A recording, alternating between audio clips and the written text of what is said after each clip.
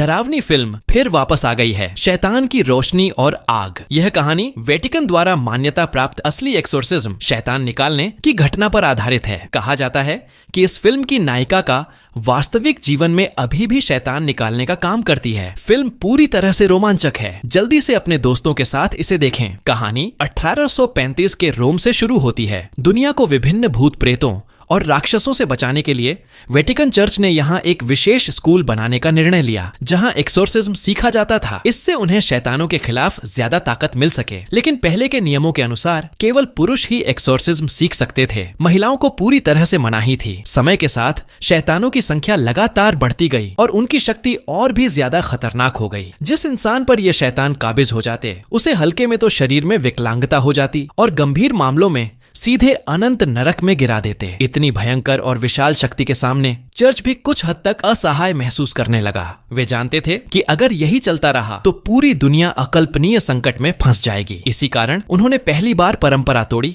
और स्कूल में बाहरी छात्रों को दाखिला देना शुरू किया। सिर्फ ज्यादा लोग एक्सोर्सिज्म सीखें इसके लिए नहीं, बल्कि कुछ ननों को भी लिया गया जो उन लोगों की देखभाल करें जिन्हें शैतान ने काबिज किया था। छोटी मेई उन्हीं में से एक थी। हालांकि मेई एक लड़की थी, पर वह पूरी तरह से एक्सोर्सिस्ट बनना चाहती थी, क्योंकि जब मेई छोटी थी उसकी माँ शैतान से ग्रसित हो गई थी। एक पल में सब ठीक था और अगले पल माँ परेशान और अस्थिर हो गई। अंत में उसकी माँ का दिमाग गड़बड़ हो गया और वह पागलपन में अपने सिर से दरवाजे पर वार करने लगी, जैसे अगले पल वह मेई को मार डालने वाली हो। इस घटना के बाद माँ अपनी पीड़ा और बार बार बेटी को नुकसान पहुंचाने के लिए खुद को माफ नहीं कर सकी और उसने आत्महत्या कर ली। माँ की यह घटना मेई के दिल में करुणा भर गई। उसने ठान लिया कि वह एक्सोर्सिस्ट बनेगी और उन लोगों को बचाएगी जिन्हें शैतान ने काबिज किया है। एक्सोर्सिज्म स्कूल में नन के रूप में काम करते हुए मेई न सिर्फ शैतान से ग्रसित मरीजों की देखभाल करती थी, बल्कि विभिन्न एक्सोर्सिज्म के केस भी देखती रहती थी। एक दिन जब मेई एक बूढ़े आदमी की सफाई कर रही थी, एक अजीब घटना घटी। बूढ़े का प्रयोग किया गया द्रव अचानक आंखों से दिखाई देने वाली गति से बढ़ने लगा और बूढ़े का रक्त धीरे धीरे बैग में भर गया। पर मेई ने इस बदलाव को महसूस नहीं किया और सामान्य रूप से सफाई कर रही थी। कुछ ही समय बाद उसने एक परिचित धुन सुनी जो बूढ़े के मुंह से निकल रही थी। मेई डर गई, क्योंकि यह वही धुन थी जो उसकी माँ शैतान से ग्रसित होने पर गाती थी। वहीं बूढ़े के शरीर पर जला हुआ रक्त दिखाई दिया और वार्ड के स्पीकर में वही परिचित धुन फिर बजने लगी। मेई डर से भागने ही वाली थी कि दरवाजा अचानक बंद हो गया। उसने कितना भी खटखटाया, कोई फायदा नहीं हुआ। डर के बीच कमरे की लाइट लगातार झिलमिला रही थी। मेई जैसे ही मुड़ी, शैतान ने तुरंत उसका कलाई पकड़ लिया और उसे रोमांटिक वोल्ट्स नृत्य में खींच लिया। जैसे जैसे मेई नाच रही थी, उसकी पगड़ी पागलपन की ओर बढ़ रही थी। लाइट और भी तेज चमकने लगी, मानो अगले पल विस्फोट होने वाला हो। मेई ने जोर से चीखा और यह चीख बूढ़े के शरीर में शैतान को कुछ समय के लिए रोकने में सफल रही। इस घटना के बाद स्कूल ने मेई को शैतान के निशाने से बचाने के लिए उसे वापस कॉन्वेंट साधुओं के आश्रम भेज दिया। लेकिन उस समय बूढ़े के शरीर में हुई घटनाओं को देखकर एक बूढ़े ने मेई में एक्सोर्सिस्ट बनने की क्षमता देख ली। छोटे मेई को वापस कॉन्वेंट भेजने के बजाय उसे एक महिला एक्सोर्सिस्ट बनने के लिए तैयार करना बेहतर था। स्कूल में कुछ चर्चाओं के बाद उन्होंने फैसला किया कि मेई को विशेष रूप से बढ़ावा दिया जाए। यह खबर सुनकर मेई बहुत उत्साहित हुई। अपने सपने को पूरा करने के लिए उसने और मेहनत करना शुरू किया और थ्योरी की पढ़ाई में मन लगा दिया। जब उसकी पढ़ाई लगभग पूरी हो गई तो उसे अपनी पहली एक्सोर्सिज्म सेरेमनी का सामना करना पड़ा। लेकिन उसने कभी नहीं सोचा था कि उस दिन एक्सोर्सिज्म का विषय वही छोटी लड़की होगी जिसका वह हमेशा ध्यान रखती थी। आखिरी दो पादरी बाइबल और क्रॉस लेकर लड़की के कमरे में गए, लेकिन जैसे ही लड़की ने पीछे मुड़कर देखा, दोनों डर के मारे स्तब्ध रह गए। लड़की की आंखें धुंधली और स्याही जैसी थीं, चेहरा चोटों से भरा हुआ था, यहाँ तक कि उसकी हड्डियां भी अपने स्थान से हट गई थीं। यह देखकर पादरी डर के मारे कांपते हुए बाइबल पढ़ने लगे। लेकिन डर और चुनौती के बीच शैतान ने अपनी 2 उंगलियां कानों में डाल दी। शैतान ने दांत दिखाते हुए जोर जोर से दहाड़ना शुरू कर दिया। नीचे पादरी लगातार बाइबल का पाठ कर रहे थे, लेकिन जैसे ही लाइटें झिलमिलाईं, कमरा पूरी तरह अंधेरे में डूब गया। शैतान सीधे नीचे कूद गया। दोनों पादरी डर के मारे कुछ बोल नहीं पाए और देखते ही रह गए। शैतान खिड़की के पास आया। सबसे पहले मेई को देख रहा था, फिर चेहरा डरावना और भयानक हो गया और उसने दोनों हाथों से अपनी आंखें ढक लीं। मेई नहीं समझ पा रही थी कि वह क्या कर रहा है। अगले ही पल लड़की के हाथों पर 2 बड़े खून के घाव उभर आए। अजीब और भ्रमित करने वाली आंखें वहां से निकलने लगीं। यह देखकर पुराने पादरी ने तुरंत समझ लिया कि यह शैतान की चुनौती है। उन्होंने तय किया कि उन्हें खुद जाकर इस शैतान को संभालना होगा, लेकिन उनकी ताकत उतनी नहीं थी जैसे कोच गर्मअप कर रहा हो। वे बाइबल के कुछ पद पढ़ते ही थे कि बिस्तर के नीचे छिपा शैतान उनके टखने पकड़कर उन्हें गिरा देता है। पास वाले पादरी ने यह देखा और आगे बढ़े तो उन्होंने और भी डरावनी घटना देखी। स्थिति इतनी गंभीर हो गई थी कि वहां मौजूद सभी लोग शैतान के सामने असहाय थे। लेकिन इसी समय मेई अंदर चली आई। वह जानती थी कि शैतान लड़की के शरीर पर काबिज है, इसलिए उसने एक अलग तरीका अपनाया और लड़की की आत्मा को फिर से जगाया। कुछ पुकारने के बाद लड़की ने चेतना रिगेंड की और मेई से मदद मांगी, लेकिन शैतान ने उसकी प्रार्थना सुनी और फिर से उसके शरीर में काबिज हो गया। 2 पादरी तुरंत आगे बढ़े और लड़की के बालों को पकड़कर झुकते रहे। पुराना पादरी और मेई लगातार बाइबल का पाठ कर रहे थे। जैसे ही बाइबल की शक्ति पूरे कमरे में फैल गई, लाइटें फिर से झिलमिलाने लगीं। लड़की के शरीर में शैतान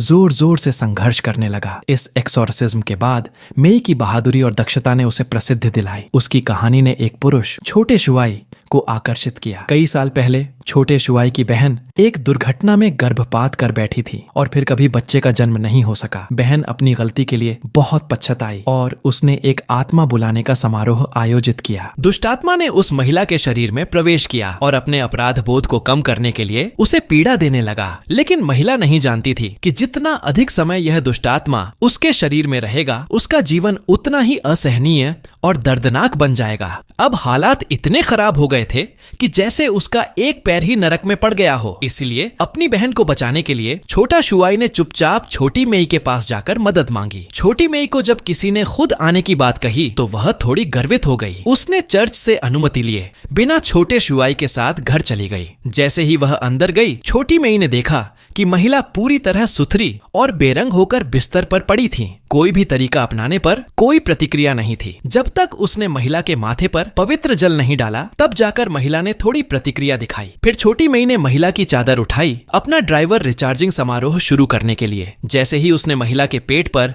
पवित्र जल लगाया, महिला की आंखें अचानक खुल गईं। कमरे की मोमबत्तियां भी तुरंत बुझ गईं। छोटी मेई जैसे ही समझी, अगली ही सेकंड में महिला ने चीख मारी। महिला का पेट तेजी से उभरा, जैसे अगले ही पल फटने वाला हो। यहाँ तक कि दुष्टात्मा ने पंखे को भी नियंत्रित किया और पास की शीशा तोड़ दिया। इतनी भयानक घटना देखकर छोटी मेई घबरा गई, लेकिन अब आते ही उसने अपने डर पर काबू पाया और महिला को शांत करने की कोशिश की। लेकिन इस बार चाहे उसने जितना भी कहा, दुष्टात्मा लगातार महिला के पेट में भटक रहा था। छोटी मेई ने छोटा शुआई को बाइबल पढ़ने के लिए कहा और अपनी शांत करने वाली बातों के साथ मिलाकर महिला का उभरा हुआ पेट धीरे धीरे सामान्य हुआ। लेकिन इस घटना के बाद छोटी मेई ने बिना अनुमति लिए खुद ड्राइवर रिचार्जिंग किया। स्कूल को यह पता चल गया। स्कूल के लिए ड्राइवर रिचार्जिंग एक बेहद सावधानी पूर्ण समारोह है। थोड़ी भी गलती से व्यक्ति अनंत नरक में जा सकता है। छोटी मेई का यह काम स्पष्ट रूप से स्कूल की बड़ी गलती के खिलाफ था, इसीलिए स्कूल ने उसका पद हटा दिया और उसे उसके पुराने काम पर लौटने के लिए कहा। लेकिन थोड़े ही समय बाद छोटा शुआई फिर उसके पास आया। उसने छोटी मेई को बताया